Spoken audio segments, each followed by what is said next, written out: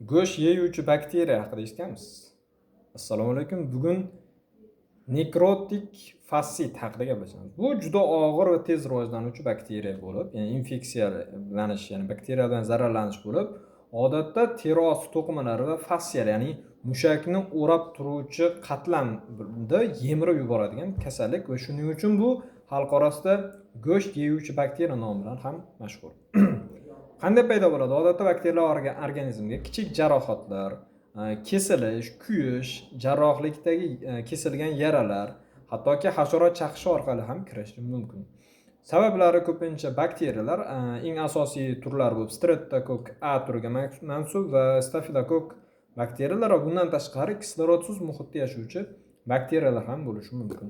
Belgilari juda tez boshlanuvchi og'ir va juda tez og'irlashib boradi. Kuchli og'riq bo'ladi, hattoki jarohat kichkina bo'lsa ham uni og'riq darajasi undan bir necha barobar yuqori bo'ladi. Terining qizarishi, shishi, issiqligi, teri rangining binafsha yoki qora tusga o'tishi bilan yana ham og'irlashib borayotganligini ko'rish mumkin. Isitma bilan holsizlik birgalikda keladi, pufakchalar va yiringli ajralishi mumkin. Og'ir holatlarda esa o'sha infeksiyaning qonga tarqalib ketishi natijasida sepsis rivojlanishi va bu hayot uchun xavfli bo'lib qolishi mumkin.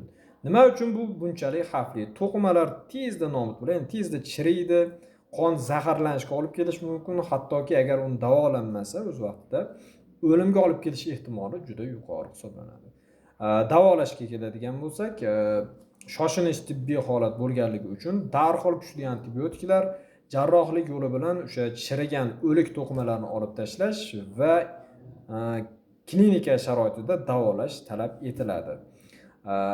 Uy sharoitida esa kutish yoki issiq kompresslarni qo'llash bu o'lim xavfini oshirib yuborishi mumkin.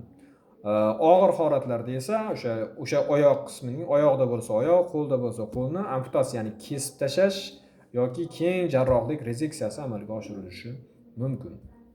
Profilaktikasi esa albatta jarohatlarni tozalash, diabetni nazorat qilish va infeksiyani kechiktirmaslikdan iborat bo'ladi.